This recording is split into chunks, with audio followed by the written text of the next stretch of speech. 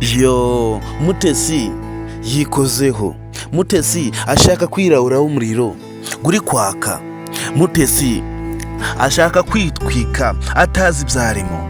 Guys, Mutesi ntago azi ikipe ari gukina nayo. Mutesi ashaka kuvuga ibintu byose byabonye kuri Gahima byose akabishira hanze. Mutesi ntago ashaka kuba yafunga umunwa ibintu byose byabonye kuri Gahima ngabe yabiceceka abishire ku ruhande.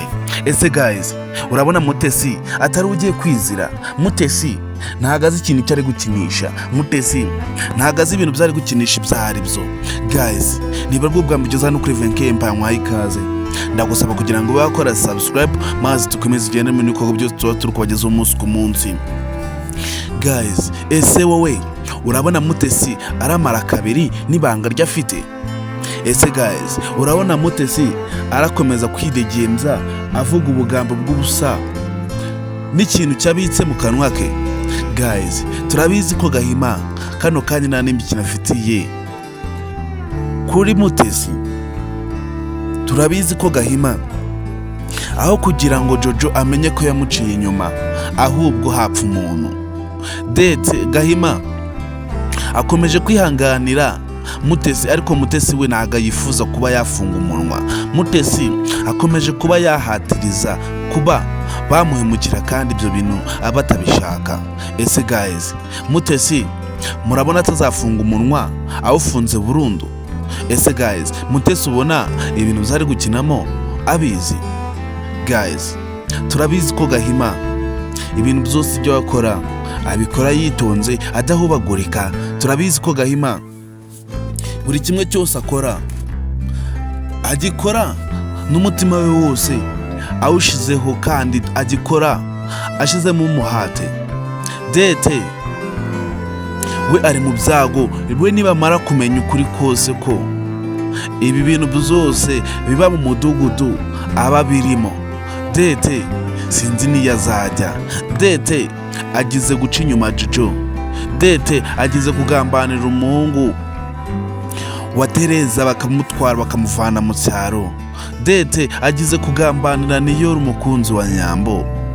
Dete agize kwica umudugudu nabi ndetse akangiraho n'andi mafuti. Ese guys, urabona Dete ibi byose byari gukora umunsi ku munsi nibimara kujya hanze, ubona Dete azakorerwa iki? Ese ubona Dete ari umuntu ukuriwe imbabazi?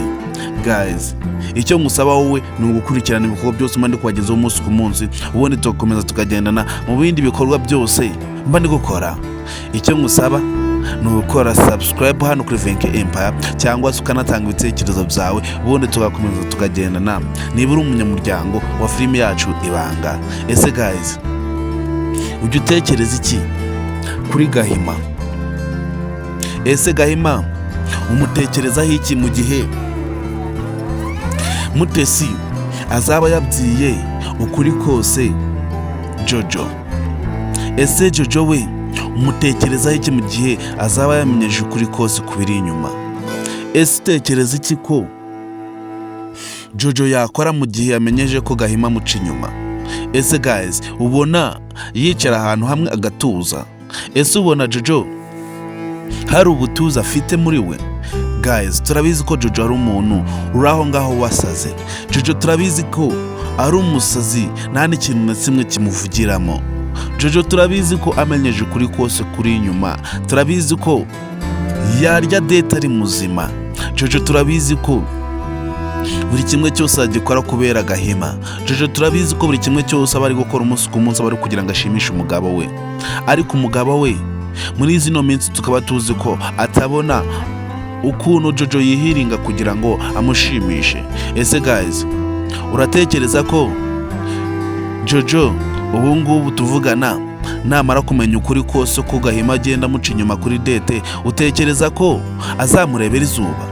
Guys, turabizi ko kuno kuri kuzajya kujya hanze hari uri mu bitaro cyangwa se yapfuye. Turabizi ko kugira ngo ukuri kose kujye hanze Jojo amenye ukuri kose ko Gahima aryamana na Dete.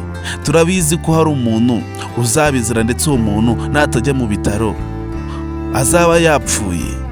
Dete ndetse na Gahima kugira ngo baryamane, ukuri kwabo kujya hanze ko baryamanye. Turabizi ko uzabizira Mutesi azajya kuvuga ko yafashe date na Gahima baryamanye, azajya kubivuga ari mu bitaro. Turabizi ko ubungubu tuvugana Gahima nta n'imikino afite kuri Mutesi, kandi Mutesi nawe turabizi ko ari umuntu w'umunyamunwa udafunga akanwa, ndetse umuntu umva ko ibintu byose kugira ngo bituze bibanza kunyura mu munwa. Date turabizi ko nawe ari aho ngaho, ntago azi ikipe yakinnye nyayo. Mutesi nawe ari aho ngaho aratuje, ntago azi ikintu yakomanguye. Date ndetse na Mutesi bagiye mu byago batazi ibyo ari byo. Mutesi ari aho ngaho ahanganye na Gahima atazi, ndetse na Date nawe ari aho ngaho ahanganye na Jojo atazi n'icyo ari cyo. Guys, wowe icyo ngusaba ni ugukora subscribe ubundi ugatanga inkunga yawe ya mbere ibikomeye. Ni ugukora subscribe ubundi tugakomeza tukagendana muri ibikorwa byose tuba turi kubagezaho umunsi ku munsi. Icyo mbasabiye ni ukuba mwasengera Mutesi atazajya kugwa mu ruzi atwita ikiziba. Mutesi akomeje kwihambira ku ijambo rye ryo kuba yaraburiza Gahima kandi atazi Gahima icyo ari cyo. Guys, icyo ngusaba wowe ni ugukurikirana ibikorwa byose turi kubagezaho umunsi ku munsi, ubundi tugakomeza tukagendana kuri filime yacu Ibanga. Ese guys, twigarukiye mu mujyi wacu, utekereza iki ko noneho Yves we na Niyori nubwo bari kumvikana ariko hatangiye kuzamo akantu k'akabazo gake gake? Turabizi ko Date yahamagaye Yves ngabe yava mu mujyi agaruke mu cyaro kugira ngo Nyambo atazabona ubugaruka mu mujyi. Turabizi ko Yves ubu ngubu tuvugana ari gupanga kuba yasubira mu cyaro kugira ngo arebe ukuntu yagenza Nyambo, areke kuba yata umutwe, areke kuba yashakisha Niyori cyane birenze. Turabizi ko Nyambo agiye mu mujyi nta bwaca kabiri atarabona Niyori. Nyambo turabizi ko nagera mu mujyi ntago hashira iminsi ibiri atarashakisha Niyori yamubonye. Ese guys, urabona Yves azatsimba Niyori mpaka kugeza igihe Nyambo yemere kuba yamukunda? Ese guys, utekereza ko Yves azahisha Niyori mpaka kugeza igihe Nyambo yemere kuba yamuha urukundo? Ese guys, ubona bishoboka ko Nyambo yakunda Yves? Ese ubona Nyambo yemera kuba yaha urukundo Yves? Guys, icyo ngusaba ni ukuba watanga ibitekerezo byabona ukambwira ukuntu uba wayumva kuri filime yacu Ibanga. Icyo ngusaba ni ukuba umunyamuryango wa filime yacu Ibanga, ubundi tugakomeza tukagendana mu bikorwa byose tuba turi kubagezaho umunsi ku munsi. Yves akomeza kuba yishyiraho ibibazo birenze kandi ntago azi uburyo azabyikuramo. Yves akomeza kuba yirahira hitaka kandi ntago azi ikipe bari gukina nayo. Niyori nawe bakomeza kuba bamwica mu mutwe ndetse bakamurya mu mutwe, ndetse Niyori bagakomeza kuba bamushyiraho ibipindi bya danje ku buryo nta n'ikintu na kimwe yabasha kuba yikorera mu gihe Yves amuri iruhande. Niyori akomeza kuba yabakajije ku buryo nta n'ikintu na kimwe yakora kivuye mu maboko ye, nta n'umuntu n'umwe ukimukoresheje. Ese guys, murabona Niyori azakomeza gutya mpaka akazigeza kuki? Niyori buri kintu cyose, buri inshuti zose zabonye Yves agenda zimucaho gake gake kugira ngo atazagira n'ahantu agera, bakaba banabona n'umuntu wo mu cyaro wenda wanamumenya kugira ngo abe yamuha ubufasha bwo kuba yasubira mu cyaro. Niyori bakomeza kuba bamuzikira mu rugo ku buryo nta n'ikintu na kimwe yakora Yves atamuri iruhande. Buri ntambwe yose yo Niyori agiye atera Yves agenda amukurikira ku buryo Niyori nta n'ahantu na hamwe yajya kugira ngo batazavaho bananamumenya. Guys, wowe icyo ngusaba ni ugukora subscribe hano kuri Venke Empire, kandi murabizi ukuntu muri abantu b'agaciro kuri filime yacu Ibanga, kandi murabizi ko ibikorwa byose turukora umunsi ku munsi namwe tuba turi gukorera. murabizi ko mwe mudahari nta n'ikintu na kimwe twakora. Guys, murabizi ko filime yacu Ibanga igeze kuri episode ya 50 ya 196. Murabizi ko filime yacu Ibanga ari filime yanyu.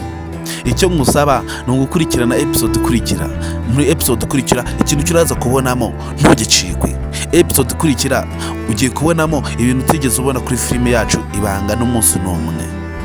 Episode yacu y'Ibanga ikurikira ugiye kubonamo utuntu tugiye dushimisha ndetse ibintu bigiye kugutera ubwoba. Filime yacu Ibanga icyo mbasaba mwebwe ni ukudasiba episode yari yose, cyangwa se ube wabura kuri BNC zose bizaguca hano kuri Venke Empire. Guys, ese uri umunyamuryango wa filime yacu Ibanga? Ese waba uri umunyamuryango wa Miss Nyambo? Ese waba warakoze subscribe hano kuri Venke Empire ubundi ukaba umunyamuryango wa Venke Empire? Ese guys, niba uri umunyamuryango utekereza iki kuri filime yacu Ibanga? Wowe icyo ngusaba ni ugukurikirana ibikorwa byose mandi kubagezaho umunsi ku munsi. Ngewe ubu bagezeho ibikorwa byose bya filime yacu Ibanga ndetse na benefits zose za filime yacu Ibanga banyita Venke, kandi murabizi ko ngiye nabasondeka. Murabizi ko buri gikorwa cyose nkoze aba ari ibikorwa bizima ndetse igikorwa kizima ndetse kinashimishije. Guys, twigarukiye kuri Mama Niyori ndetse na Papa Niyori ndetse na Kiramani. Nako ni Kiramani ndetse na mama we ndetse na papa we. Turabizi ko ubu ngubu tuvugana Mama Niyori ari mu mugambi wo kuba yaneka Papa Kiramani ngabe yamukuramo amakuru yibanze kuba ku buryo babona Tereza. Mama Kiramani we ashaka kuba yaba umunetsi ku mugabo we kugira ngo abe yamushakishaho amakuru y'uburyo babona uriya mukecuru uwo papa we wa Kiramani abona agata umutwe. Turabizi ko ubu ngubu tuvugana Kiramani yamaze nawe kuba yashiramo imbaraga mu kuba yashakisha Tereza, kandi na papa we turabizi ko buri kimwe cyose ari gukora ari kugira ngo abe yashakisha Tereza abe yamufunga umunwa burundu. Tereza mu gihe akiri ku isi turabizi ko Kiramani atazigera abaho mu mahoro ndetse atazigera abaho yishimye, ku buryo yabaho ntazigere amenya ukuri kose kubiri inyuma y'ibi ngibi. Turabizi ko mu gihe Kiramani yamenyeje ukuri kose ko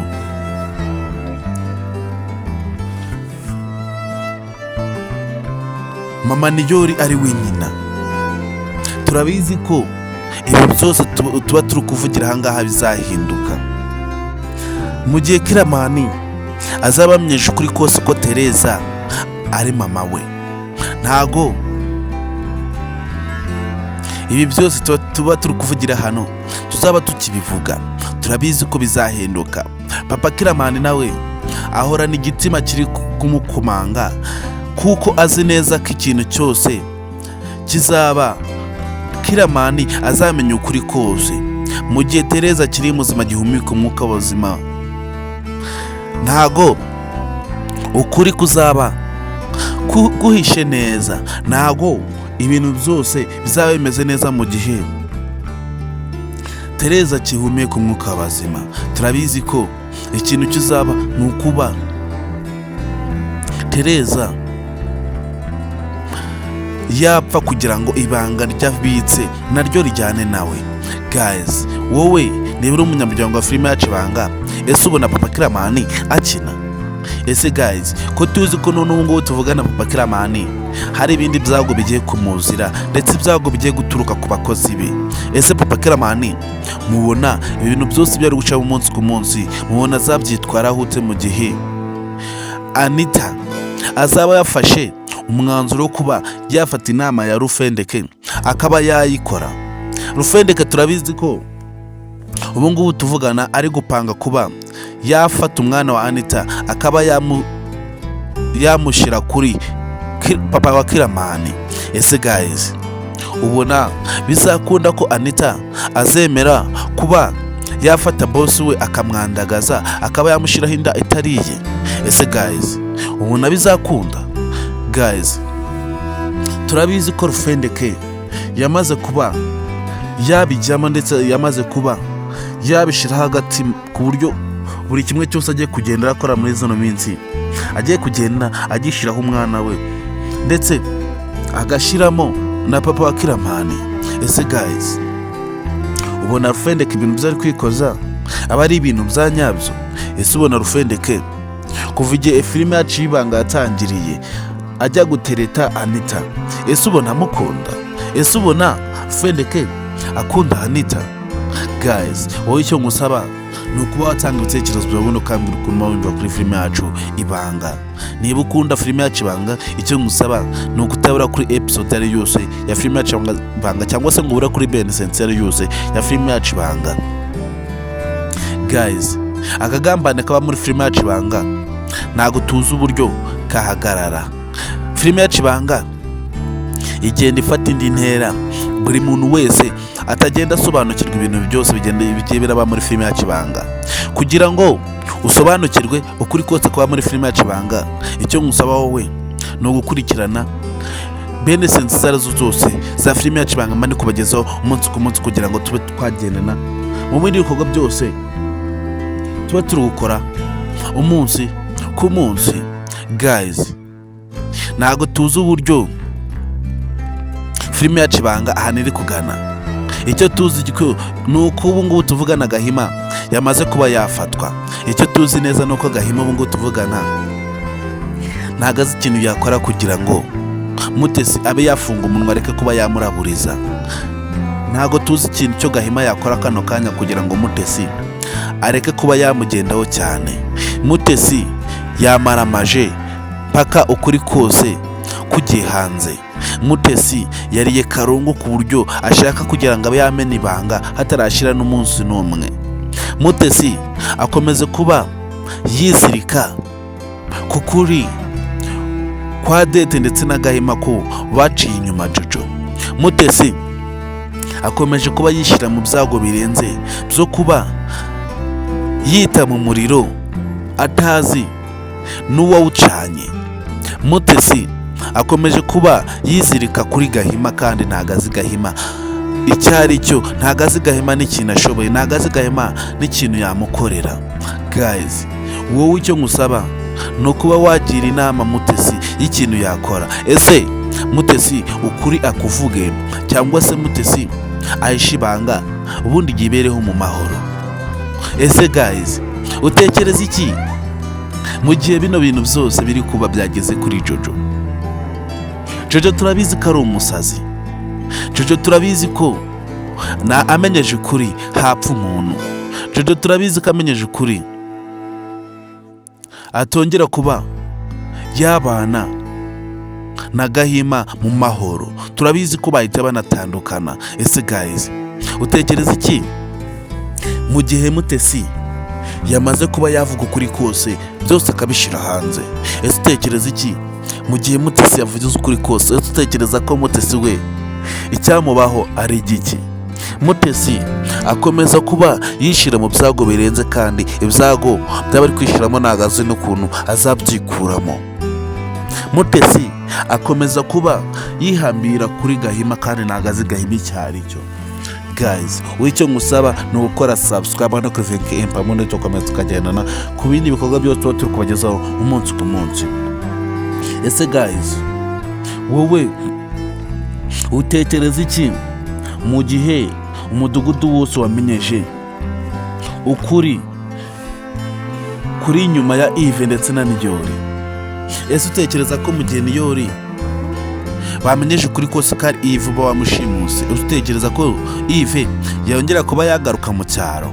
Guys wowe icyo ngusaba ni ugutanga ibitekerezo byawe, kandi murabizi ko twe datina magambo, murabizi ko byose tuba tukora umunsi ku munsi rimwe tuba turukorera. Icyo ngusaba ni ukuba wakora subscribe ubundi tugakomeza tukagenda n'ubwo byose tuba tukugezaho umunsi ku munsi, cyangwa se ugatanga ibitekerezo bya bundi tukaba twakomezanya mu bikorwa byose tuba tukugezaho umunsi ku munsi. Kandi guys icyo ngusaba wowe ni ugukurikirana Benesense zose zibazo gucana kuri Vinki Imba, kandi ndabakunda cyane kandi muri abantu b'agaciro hano kuri Venke Empire, ndabashimiye.